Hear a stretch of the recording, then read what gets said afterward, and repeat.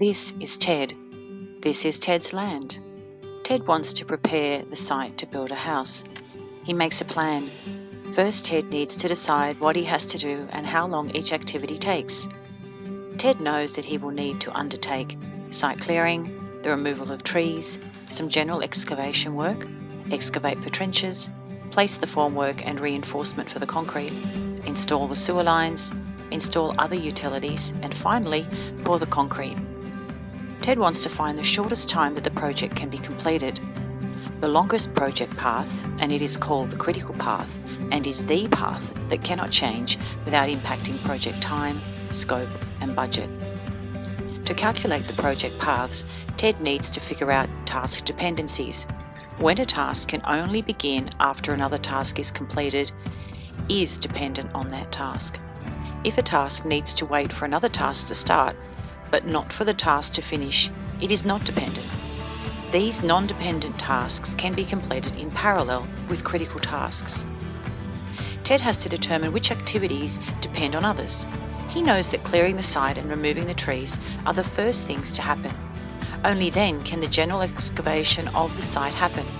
Once Ted has cleared the site, he can organise for both the formwork and reinforcement for the concrete and excavation for trenches to happen concurrently. Ted can now see all the project activities, which ones depend on other activities. He also knows the duration of each activity. From this, we can determine the project duration and critical path. Ted is now able to work with this precedent diagram to determine longest time for the project and the critical path. Ted has a number of options to consider when deciding the critical path for the project.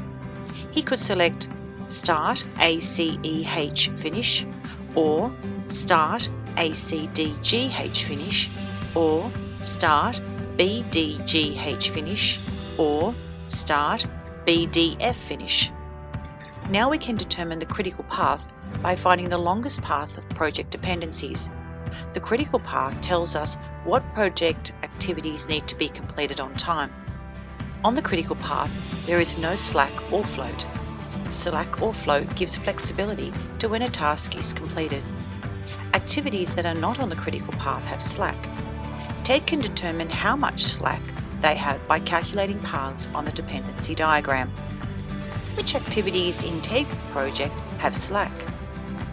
The precedence diagram tells us how much slack these tasks have, but not when these tasks should start and finish for the optimum use of resources. Take, for example, the removing of trees activity in Ted's plan. Ted knows that clearing the site and general excavation need to happen in sequence.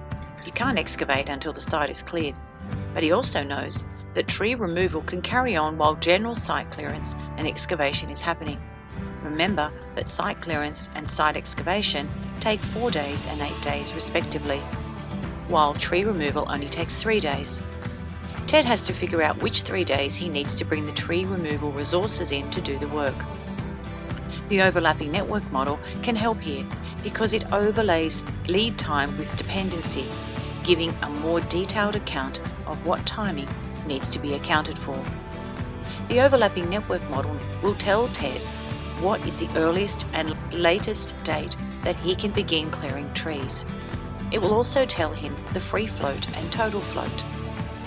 As well as the overlapping network model, Ted could use the line of balance to determine when tasks need to start to avoid bottlenecks in his project. He can also use the multiple activity charts to determine which activities are best to allocate to different teams. These tools are best used for routine recurring tasks, and we will be looking at these later in our course.